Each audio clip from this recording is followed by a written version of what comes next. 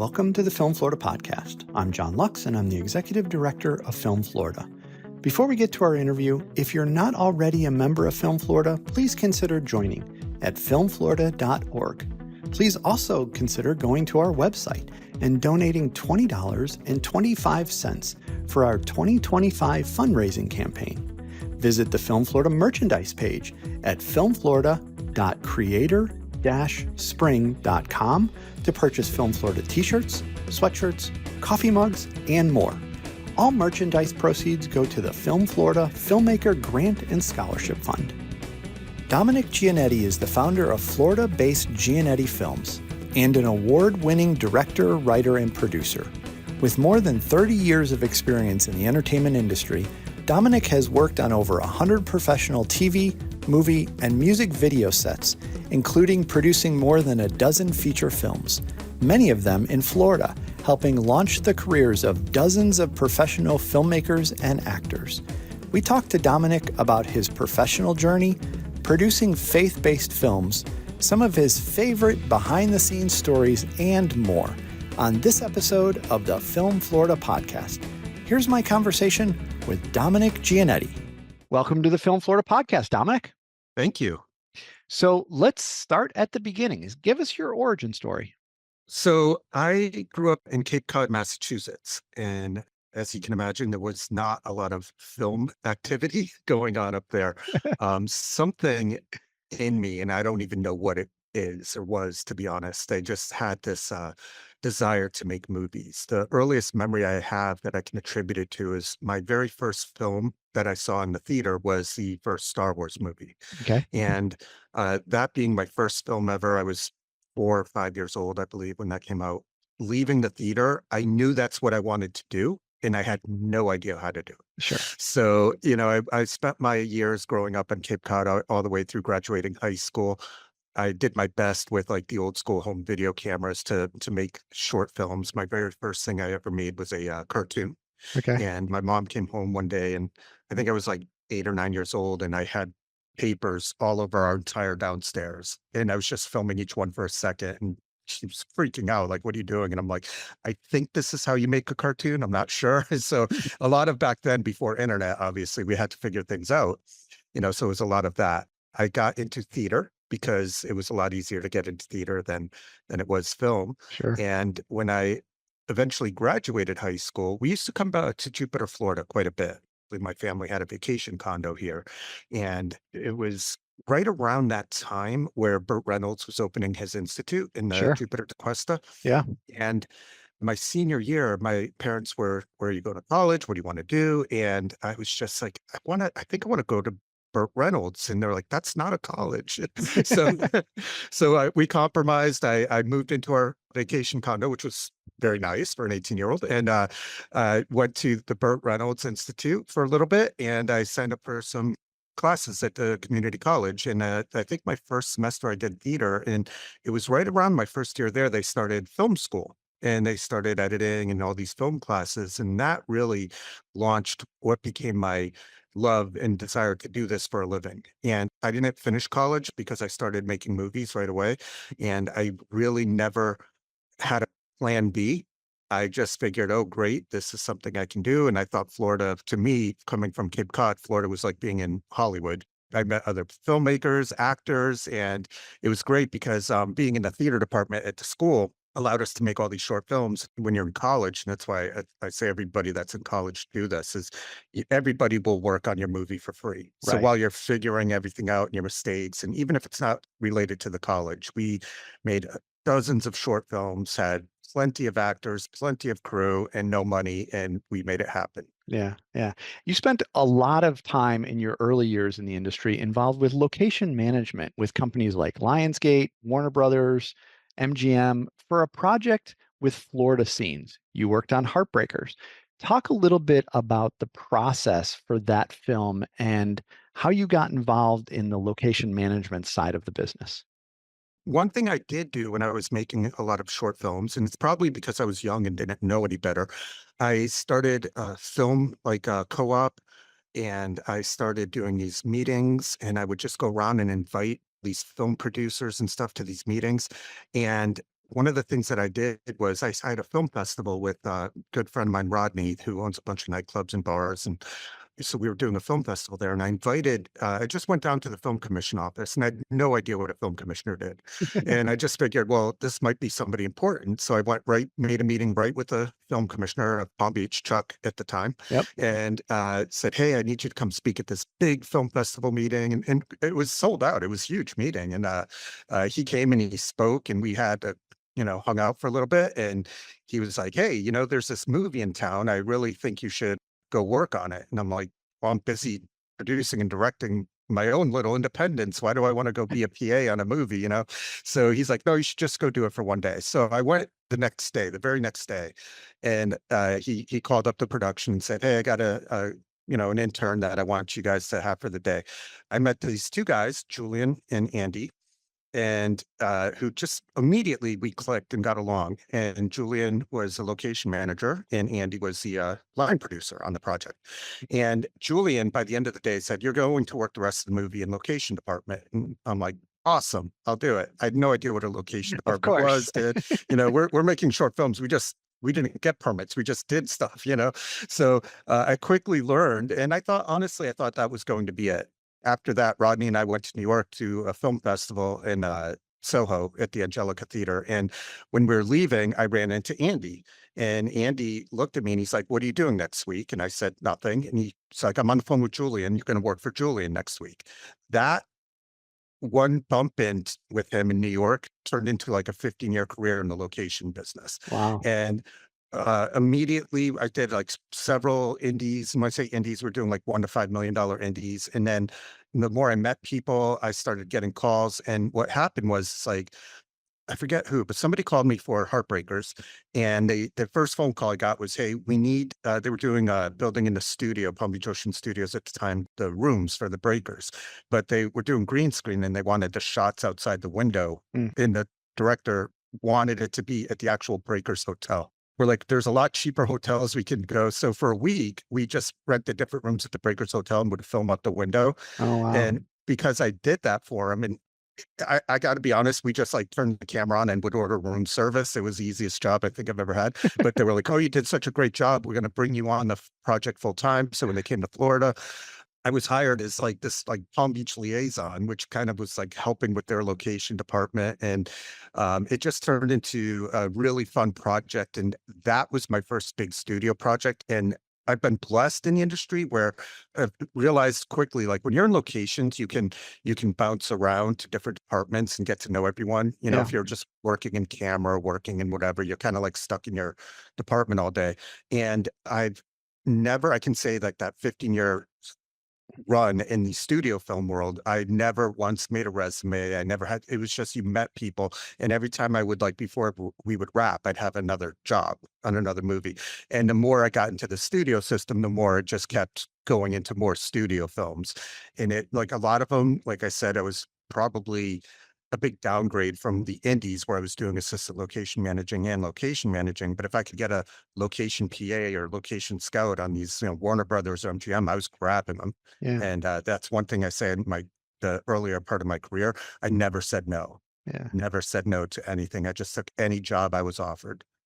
And I imagine looking back now, you mentioned, the conversations that we have with all these different departments. I bet that has now helped you going forward because you have a different perspective than someone that maybe was just kind of pigeonholed into a single role. Absolutely. And, one thing I'll backtrack. When I was at college, I didn't take a lot of classes. I actually had no interest really in getting a degree because I wanted to do film. And a lot of people are like, you don't need a college degree for that. And they're kind of right. But so what I would do is I would just sign up as a non-degree seeking student and would just take my film and theater classes. And then in between classes, I would go right down the street to a bookstore and read books. And I would read books on everything from sound to lighting to production management, everything I could. That's, again, pre-internet. And that's how I gained a lot of my knowledge. But what helped me is when I started working on these studio films and I would talk to the different departments, whether it be a second AC or a producer, I already had all this knowledge from reading these books. So I could, enough knowledge, I should say, to maintain conversations and Yeah. sound like I knew what I was talking about. And there's another thing that I noticed that really works in your favor in this industry is when you're young in this industry, anybody older than you, if they like you, they really want to help you. Yeah. If you want to get in this industry, I always kind of recommend getting in early because when you get older, people don't seem to want to help you as much. But it's people would go out of their way to like show me how to like, change the film out in the mags or just, and it's amazing on how many people in this industry want to help and want to teach you. And if you're not taking advantage of that on these big movie sets with all these experienced people, you're missing out. Yeah. Yeah. Now, talk through the transition from that part of your career into kind of the more modern, we'll say, where you're producer, directing, and writing in your own films. But besides the little independence that you were doing earlier, now you're getting into like the quote unquote real projects. Yeah. So my film career was going great, everything. And what ended up happening is I met my wife and we got married and we had kids. And at that point, it was, if you're in the film industry and doing studio stuff, I was going away for 3, 4 months at a time, even if it was just to Miami. From I live in Palm Beach County. It would take up like so much of my time. You have no time for phone calls, anything while you're Yeah. working on a movie. So my wife at the time was also a producer for a TV studio. So she was able to work full time. And I was kind of like a roller coaster with my career. So when we had kids, I decided to take some years off, several years off and raise the kids. Honestly, I thought I would probably never get into film again. Mm. I ended up having 2 girls, and I was really just enjoying life and enjoying my daughters, and when they started to get older, around the 4, 5, 6-year-old range, they really got into theater and acting. Hmm. And I would hang out at the theaters. They actually talked me into being in some of the plays they were in. And, my daughter, my oldest, started to really take off. She ended up doing a Broadway tour. And it was just like one of those things they were so passionate about. And I'm like, wow, if both of my daughters love acting so much, how can I help them? And I initially, around 2017, I opened an acting and film school in Boca for kids and teenagers. And it took off really well. We were doing just a tremendous amount of business. We were selling out all our summer camps. We had a 5-minute feature story on the Today Show, NBC. Wow. So we just really exploded and everything was going great. And then COVID hit. So before COVID, we were making, a kids TV series because I was like thinking, wow, I'm going to teach all these kids and teens what I know. So we were spending all this time making this TV series. And in the middle of our season of the TV series is when COVID hit. Ah. So a few months into COVID, I just had a lot of students of mine asking me and some filmmakers that I knew, like, hey, do you have anything? Can we do anything? And we created, like, at the time, everyone was, I guess, looking into doing these production bubbles. So I felt really compassionate for everyone's situation during COVID. I changed my entire acting and film school to online. I had like Hollywood friends of mine, like celebrity actors teaching classes, Broadway stars teaching classes. But everybody I told, it's free. I don't want to charge anybody. I just want to make everything for free. That actually backfired on me because a lot of the other acting and film schools started sending me hate mail. They're like, stop offering all these great things for free. We're trying to make a living here. So I thought I was doing good, but it was like, Yeah. I was getting people mad at me. So I was like, all right, well, let's just make a movie. And I didn't have the heart to ask anyone for money. So I put in a small budget of my own money and we made a thriller. And I got some adults that were, everybody agreed. I rented a house in Jupiter Farms. Everybody stayed at the house. It was kind of like a contained unit. And we made this great movie. And right after it, I didn't want to stop. I was like, that was great.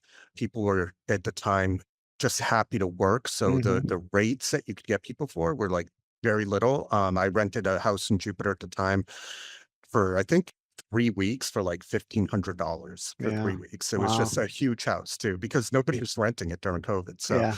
so I was like, oh, this works really well. So when I went to go get it edited, I realized that my editor connections were slammed because anybody that had anything shot during COVID were throwing their projects to these editors. Right. So my friend and I were talking, and I'm like, you know what? We could probably crank out a bunch of movies for like a fraction of what it would normally cost right now. And we'll just worry about editing them later when the Ah, editors are slowed down. okay. So that was our business strategy going in there. And we ended up cranking out throughout the next 2 years of COVID, probably 10 films at the cost of what it would have been to make two. Wow. So, which was great. The only negative is that, they've all went into post-production after the 2 year period. Right. And so I really thought at that moment, I was like, do I want to reopen the acting and film school, or am I helping more people by making these movies? And I realized I was helping more people by making movies and including them and casting a lot of new people. And the actors knew when they worked on my movies at the time, not now, but they had to do crew as well. So I'm like, yeah, I'll cast you, but you're going to hold a boom one day, or you're going to, Yeah. um, so what happened is I fell back in love with filmmaking, but I have a great family. I didn't want to travel anymore. So I decided not to get back in the studio. And we slowly started to ramp up our independent films. Yeah. I can say, I think the first year in 2020, I spent under $50,000 and made a few movies. The 21, I might have spent 150,000. 22 was probably 250, and then a little bit more in 23, but in 2024, almost $2 million Mm. in movies, and not my personal money, I got investors, Right. but the growth of it has been tremendous, and the people that kind of started with me when we first started are still with me, and it's been a great experience. It wasn't a strategy that I necessarily planned out. It just kind of happened this way. And this year, 2024, I can say was the biggest year I had in movies that I produced. I was able to produce 8 feature films in Wow. 2024, Yeah. which I don't think I will ever do that again. It was too many, but it was a great year of back-to-back projects. Well, I mean, as you mentioned, you are pumping out an incredible amount of content. How do you decide which projects to pursue in terms of story? And talk about the key of maintaining the quality of work while keeping that quantity going like you have. Yeah. So, like I just said, we're definitely slowing down. I know we've been cranking out a lot. So now our focus is, because we are getting bigger budgets and building more of a network up, that we are looking to do less films, but bigger and much better films. For the first, few years, I was basically, the films were easy for me to pick because I was writing them and producing them and directing them. So I was really, and I was funding them in the beginning. So it was something that I was doing what I wanted to do, Yeah. and not necessarily worrying so much about the commercial success of them. But I think because I was so passionate about these projects that I wanted to do, the people around me, I literally had people involved with me started offering me money. Like, hey, can I give you money for your next one? And I just became really good at kind of indirectly like asking people for money, because what I realized, a little key, I think, to the success was, is that I found it was, I think people saw how passionate I was in these projects that I was writing, that I really truly wanted to make, and I put my heart and soul into them. So I believe people like investing in me and more than the projects. And that became such a wonderful opportunity for me to get these people involved that wanted to be involved in the film business or whatever. So we definitely were thrown budgets like crazy. And that's what really led to a lot of the films that we made. And one thing that I've always been a huge believer in is networking. Throughout the decades that I've been doing this, I met so many people. I was on the movie set with Kevin Sorbo, and he was like, "Hey, this lady was at my house last night. You should call her." So, I talked to her, and literally about 2 months after that, I was up in Virginia producing one of her movies. Mm. So I think a lot of it is people believing in you, and people truly believing in the people that refer you, and knowing what you're talking about. I think honestly, YouTube for me is great and bad, because I've worked with a lot of newer filmmakers that do YouTube education, I guess, for filmmaking. And I Mhm. feel like YouTube will teach you like 60% of what you Mhm. need to know. And I don't know if they're just keeping the other 40% a secret, or they don't know it. But when I spent all those years reading books, I feel like I got 100% of knowledge from that. So being able to talk to investors and other producers and knowing what you're talking about really helps a lot. And Yeah. that's really what led to all those films is we just like we're blessed. We had people literally throwing money at us to make movies with us. And like I said, as some budgets got bigger, we were this 2024, we were like, all right, we can't do this again. It was like I didn't sleep. Yeah. I Yeah. would sleep like 2, 3 hours a night throughout the entire year of 2024. It was crazy. Yeah. Yeah. Well, and you're right. I mean, those type of things snowball. The first one is always the hardest, and then the second one is a little easier, and the third one's a little easier because things start gaining that momentum. Yeah. Yes. Yes. You do a lot of faith-based films. Talk about your inspiration for that genre. So I never worked on a faith-based film until COVID. So the first film that I made during COVID was a thriller. I mean, I've always been pretty spiritual and religious person, grew up Christian, and something just, I don't know what it was, but maybe because what was going on in the first few months of COVID and everything, I wrote a faith-based script that snowballed into like several more after that. And I just really enjoyed it. Like I said, I had a lot of actors that I was using from the film school. So there was a lot of families and there was, kids and teenagers. And I think it was more so like faith friendly, just really faith and family friendly type films. And they always had great little messages. And that also kind of helped us because we were finding it pretty easy in that world to get funding if you had a great story. Yeah. If you had a great story, somebody, they want to believe in that story and they want to fund it. They were and also, to be honest, we had a lot of donations if we were doing a faith-based film. So Okay. we were in a great position to make those movies because the funding for them came pretty easy for us, fortunately. But it felt really good. And as much as I love making faith-based films, and I still do, I just finished one in June. I just had too many people coming at me with other projects, and I'm not there yet in the faith-based world with the budgets, but the faith-based budgets that we have are less than half of what I would normally have. Okay. So they're a lot more difficult to make. You get a lot of people that are willing to work for lower rates on those because they're true Christians and they believe what they're doing, Yep. but they don't always have the world experience of maybe like other projects. But I was very fortunate. I have friends like this guy Manny and Rick who are great cinematographers, and they just kind of came on board with some of these projects. And it never was about like what's the rate. Whatever it was, it was. Yeah. If they liked the script, they liked the story, they would, And then that turned into I met this guy Jason and Dean Kane at a premiere that a movie my daughter was in that I had nothing to do with, and from there I ended up making a few movies with them after that as well. And that turned into a great relationship. But there's something, about the faith-based world that it's a nice community. It's very tight knit. It's a great community. You're working with great people. And I would say I'd like to see the quality of faith-based films come up a little bit. But, Hmm. I think the viewers, if it's a great story, they're okay with like something that, a movie that we might make that we'd be like, oh, we can't put that out. The quality's horrible. But if it's a good faith-based film, they'll overlook that. So. Well, and what I find fascinating about your films, and I love the term faith friendly, is that they're not, and I'm using air quotes here, they're not Hallmark faith based or Great American Family faith based. You have some edgier faith based films. Talk about that a little bit. So I guess what I was trying to make it for is I know who the faith-based audience is.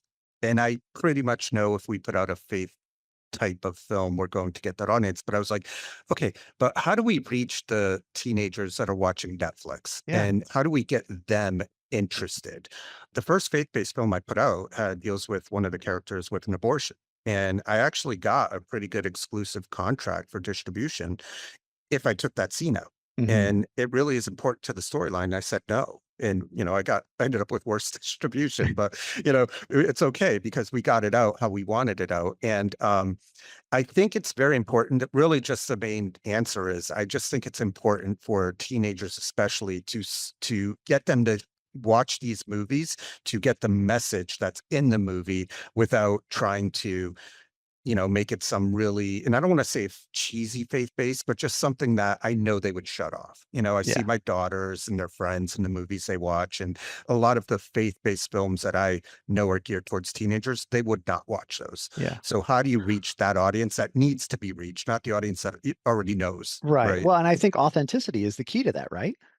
Yes, yes. I mean, my bar for my faith-based films is, I have my daughters when they, are older now, they're 14 and 16, but my bar has always been, would I sit down and watch this with my girls? Yeah. And that's even when they were like 10, 11 years old. Would I sit down and watch it with them? And if I say yes, then we would make it.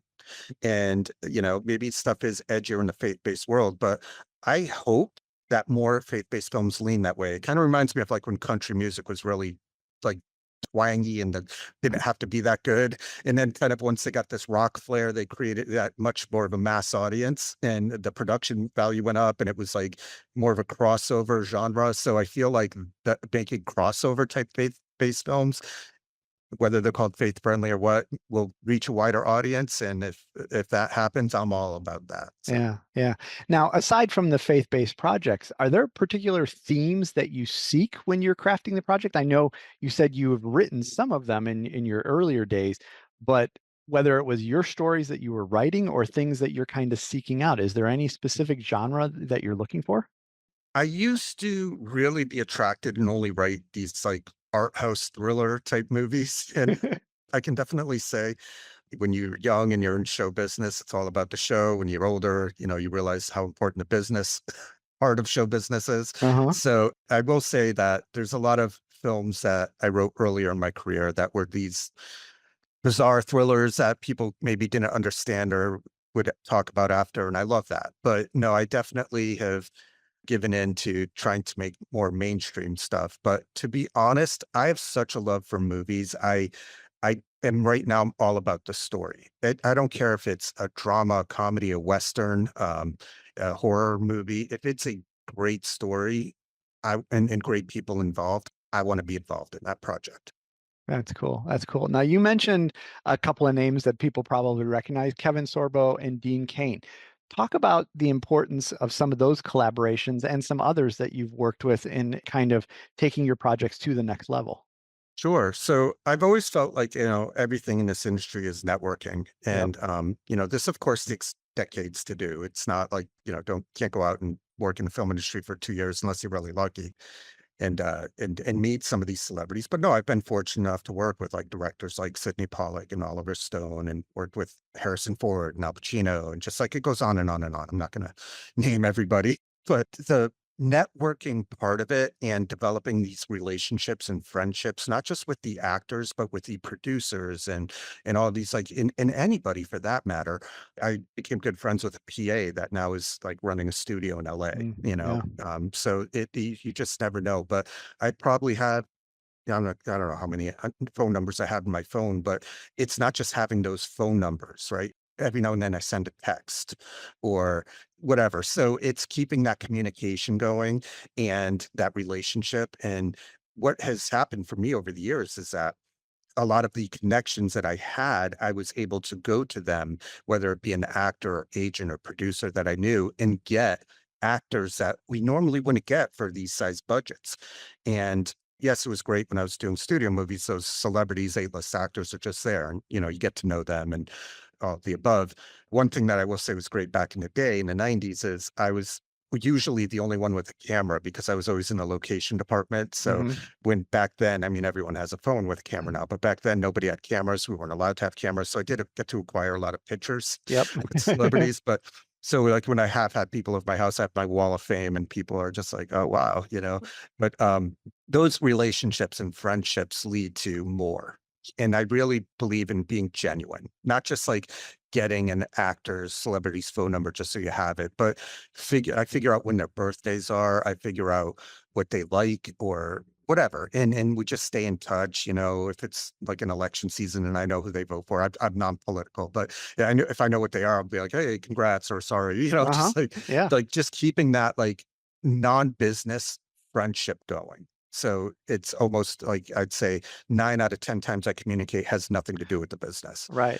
And that's allowed me to be able to work with a lot of name actors. I believe that I normally wouldn't on some of these budget movies, and they pull in favors and they come and I had this the band the Ramones, and I've always been a huge fan of the Ramones. Sure. And one of my friends was like, "Oh, I know Richie Ramone, and he would be perfect for this part in your movie." and it turns out we have the same birthday. Oh, So that was our connection. And, I did a movie with him probably 2 or 3 years ago, but maybe once, twice a year, we'll keep in communication. But every year he always texts me. I text him on our birthday. And just those little things will help you build up your network. yeah. And you just never know. And it's not just the actors, like build those relationships with other filmmakers, with agents. I've had agents call me up and they say, "Hey, I saw you were going after this one actor. I read your script and I really think you should look at this actor." Mhm. And that's happened to me quite a bit. And I don't believe agents would do that if I wasn't saying happy birthday or like, on social media, "Oh, congratulations, you had a baby." Just all the stuff again, it has to be genuine. Right. And it is. It Yeah. is for me because I love friends and I love relationships. And Yeah. it's what's the best part of this industry is, some of the greatest people in the world work in this industry. Yeah, I mean, it's excellent advice. People are much more likely to want to help you if they don't think you always are looking for something in return. And so, Exactly. yeah, yeah. Yes. Now, many of your projects have Florida ties or have been done in Florida. What inspires your work in and about Florida? I mean, first and foremost, I love Florida. I had two things as growing up in Cape Cod. There's two things that I absolutely loved growing up, and it was movies and surfing.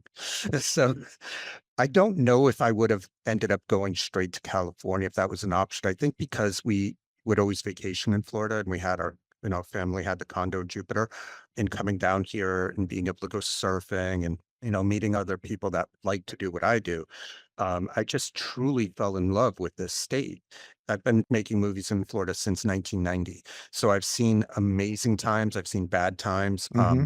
I've seen people come and go. I've seen people move to Atlanta, LA, and move back or not. And it's just been one of those things where the people here that if you keep your team tight and you have a good solid team, and some people might come and go in that team and new people join on. We always looked at it like Florida is such a great opportunity to, like, if it's a bay and you're a bunch of boats, if it rises, we all rise together. Yep. And I've always had that, and my friends that have moved out to LA, sure, some of them have been successful and a lot of them moved back. And it's not even that big fish in a little pond thing down here. I just truly love Florida. It's my home. It's like I feel maybe it had a lot to do with like I was born in Connecticut, but I moved to Cape Cod when I was in first grade. But if you're from Cape Cod, you're from Cape Cod. I don't care Hmm. how long you live there. You're like always a Cape Codder. But I felt like Florida, South Florida, and specifically in Palm Beach County, Jupiter, for me, always felt like, okay, this is my home.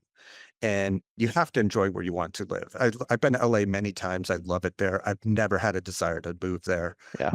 Who knows how my career would went better, worse, I don't know. But being able to, for me, success isn't always fortune. It's not fame. It's being able to do what you love. Yeah. And for me, Florida has allowed me to always do what I love. I've never done anything else.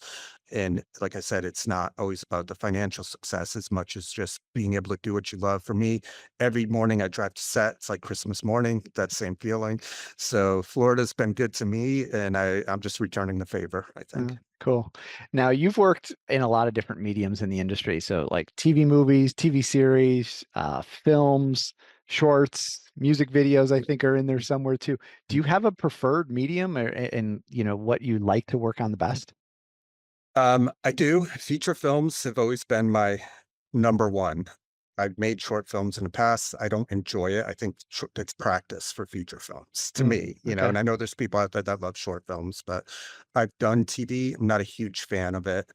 There's just something about feature films. And I will say I've made a lot of music videos and those are a lot of fun. Mhm. But I look at it like I could be on a feature film for 3, 4 months or a month and just love every day of it. But a music video, 2, 3 days, I'm good. Yeah. I'm I'm good Yeah. for a while. So Mm. so I've just always absolutely loved feature films. It's all I've ever wanted to do. And if I had the choice, that's all I would ever do. I will say I have recently, it's not just because we're doing this right now. I've found a new love for podcasts Okay. recently.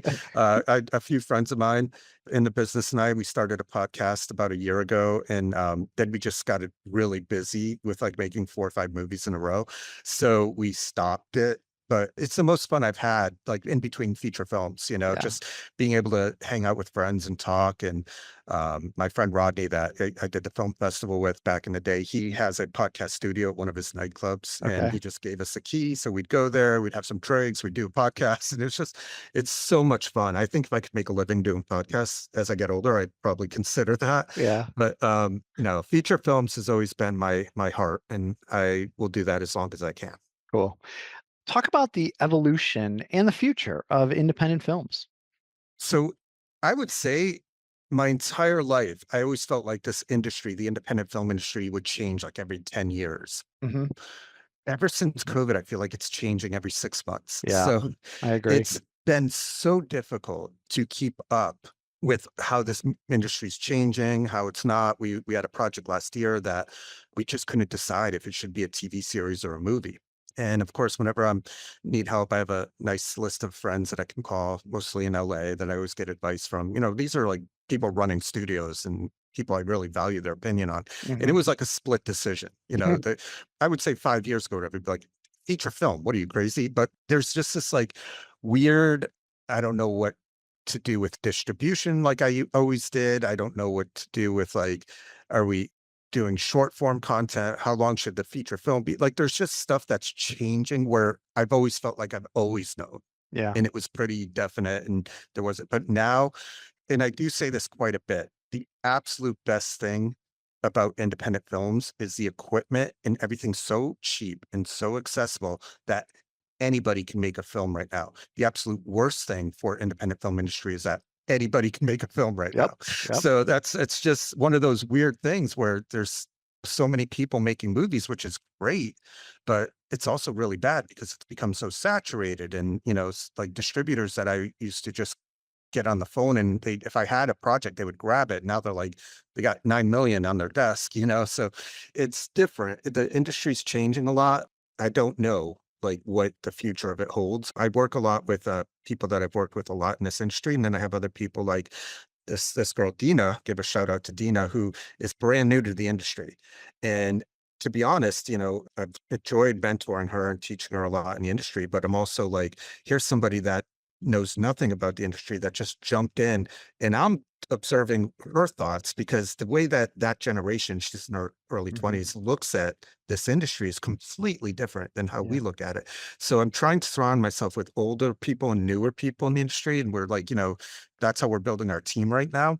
And I think it's working. We've been having good success, but it doesn't mean that I'm going to like think that I figured out the formula Right. because in a couple months it will change. So Exactly. Exactly. So you've offered a couple of great pieces of advice so far in our discussion here. What's your advice for people that want to, kind of follow in your footsteps in the industry? sadly, I'd say start to learn AI. But no, I mean, but being serious, I would Uh-huh. if I was Yeah. brand new. If I was in my 20s, I would be learning a lot about AI right now. But most importantly, network. Like I've been saying, Yeah. and one thing that I come across, and I will say, because it worked for me, but it's worked for anybody else that I've seen that's started out when I did, and they're still in this industry and doing similar to what I am or even better, is and I know this is probably going to go against what a lot of people would say, but work for free in the beginning if you have to with people that you want to work with. And I say that because I've had people that maybe we had these smaller budget movies and they were going to start with us, but then they get like an offer to go do something else, and it's bigger pay Hmm. and they go do that. But then like I bring in other people in this industry, there's not a lot of demand for a ton of crew. So when we have our team, it gets pretty tight knit. But then I always have people that come back to me like 6 months later because we've been growing really fast. And they're like, "Oh, okay, how do I get involved with you?" And I'm like, "Well, you had an open door, Yeah. and now I'd love to hire you, but we have no need for you in for what you do because we already have this person that worked like 2, 3 films for free, and now they're getting paid, at decent money." But I know it's not popular because from the cast and crew, I've got a lot of, pushback on that, but I will say it worked for me. I never asked if I was getting paid or how much when I started out. And I knew if I even turned down a huge job early on in my career to work on an independent for like a fraction of the rate, but it's the best decision I ever made because those connections I made, I wanted to work with those indie filmmakers and they're big time now. And I can call them up right now and get any advice I want. And Yeah. if I'd done that other movie, there was nobody that I don't even know their names in that other movie. So point is that if you want to get into this industry, don't worry so much about what your rate is and this and that. Figure out who do you want to work with, who's busy. I mean, there's a lot of people, I guess, like me that you can see they do a lot of stuff. There could be somebody that just never made a movie before and they had a rich uncle and they're making but do you want to go work on that and make a little bit more money, or do you want to work with somebody that's making 5, 6, 7 films a year? And I mean, it's because again, it's all about networking. And I feel like once that door is open to you, you should grab it and take it because you don't know. Like for me, I wish I could hire more people. I really do. Yeah. But our crew sizes for our films are around like 10, 12 people, which is Right. small for Right. films. Yeah. But that's how we're able to do what we do for small budgets. And I will say, like, a good handful of people that work on my projects have worked on the 7 films I did in 2024, maybe worked on at least 4 or 5 of them, and that's steady work for a Yeah. filmmaker. Exactly. And, well, a couple of them on all of them with me. And, to be able to get in with these types of people like myself or other busy producers in the area, I think it's a great advice to worry about that, especially for actors. I Yeah. really say that about actors. I know I'm not the biggest favorite when it comes to agents because agents can make big money off their actors for commercials and this and that. And I can literally say we paid our actors in like 2024, our rates were anywhere between 100 a day and 5,000 a day. Yeah. So don't turn us down, or if we only have a part for your actor for like one day for $100, but it's only one day, like don't laugh at that. Don't, as an actor, like consider that, because Yeah. that might turn into like 3 weeks on our next film as a lead or something. So I know I'm rambling on about that, but I really mean it a lot because I've seen so many people regret those decisions of not working with, on maybe a project I did or one of my friends, and they always come back to you and they're like, "Hey, how do I get involved with you guys?" And it's like, "Well, I wanted to cast you 2 years ago, and you wouldn't even audition for me." Yeah. Not that we're bitter or hold grudges. It's just that once you build this team and network, it gets Hmm. pretty small and tight. It's a huge industry, but a very small community. Yeah. Yeah. No doubt. Now, tell people where they can learn more about you, future projects, anything that people want to know. Sure. So, social media is probably the best. I'd say the most active. Years ago, I used to really keep up with my website, and I feel like I don't at all anymore. So it's websites, I don't know, might become obsolete, but we do have a website, giannettifilms.com. But I used to be a lot on Facebook, but now Instagram is where I'm at. And, we're at Giannetti Films or at Florida Producer, which is kind of like my personal slash business account. I also have a new one for Gunner Max Productions, and that's a brand new company that I partnered with. So if you look up Gunner Max Productions on social media, we just finished one of the bigger independent films in South Florida. We have 3 more on deck. We're partnering with people in LA on that to bring more business to the area.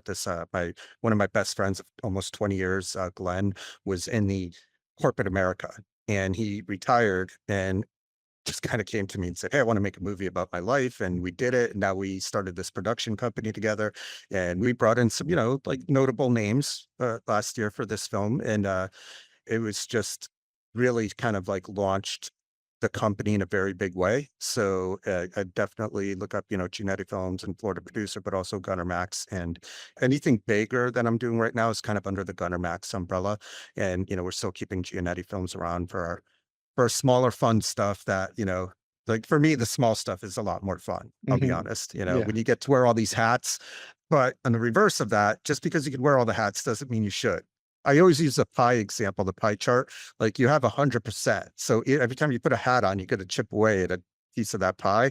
So like if I'm producing, directing, right, whatever, I'd rather take them all off and just direct or just produce, because then you're giving 100% into that. Yeah. And that would be my other advice. I'll backtrack just a little bit is don't try to do everything on your own. If you're a director, find a good producer. If you're a producer, find a good director. Like, don't think you're a great writer if you're not a writer, find people that are passionate about what they do and love what they do. But if you find someone that's similar to you, figure out what they do best and figure out what you do best. It's been very hard for me, but like more recent years, I'm trying my best to step away from directing. And the reason why I say that is I've just found that maybe because I've been doing this so long, I'm just really, really good at producing. Okay. So, and I know that, and on set, I absolutely love producing the most. So I'm thinking as these films where I am also the director, I'm just thinking, wow, wouldn't it be great to have a director that is giving 100% into directing, not where I'm worried about the budget or this or that. And I'm trying to, so find those people. Don't think you could do everything yourself because you can't. And even if you can, why would you want to? There's not, this business isn't like, you're not going to like keep it all to yourself and become that Quentin Tarantino or Kevin Smith. Like, I think those days are gone, right? So you need people that are going to help you with distribution that are going, my point of that is it's great feat to make a movie, but a bunch of people are doing it now. Back in the 90s, if you made a movie, that was amazing. People looked at you. If it was great, you were going, but now there's a million great movies being made. So how are you going to rise up there? Who are you going to meet? Who are you going? And my experience, can't do it on your own. You need a Yeah. good team. Be patient. Don't give up. Julian, that mentored me throughout my career, and unfortunately, he passed away a few years ago. I think of him every movie I'm on. Julian and Andy, who I still talk to. Andy's amazing. And I thank my entire career to those two people, Julian and Andy. But Julian used to always say to me, Dominic, don't make films to make a living. I live to make films. Mm, And that mindset has always stuck with me. And I think I've felt successful my whole career just because I get to do what I love. yeah. That's a great way to kind of wrap things up. So, Dominic, thanks for spending time with us today to share your journey and your stories. We appreciate you continuing to do work in Florida, obviously, and for being a Film Florida member. So, thanks for being on the Film Florida podcast today. Absolutely. And thank you guys for what you do. I'm such a fan, and everybody should sign up because I love the gifts you guys send. It's always a nice surprise and always different. I have your stickers all over my van, so I love it. Thank you. We appreciate that very much. Thank you. Thanks. Thanks for listening to the Film Florida podcast. For more information about Film Florida, go to filmflorida.org and like or follow our social media pages. If you're not already a member of Film Florida, please consider joining at filmflorida.org. Please also consider going to our website and donating $20.25 for our 2025 fundraising campaign. Check out the Film Florida merchandise at filmflorida.creator-spring.com, and please remember to subscribe, rate, and review the podcast.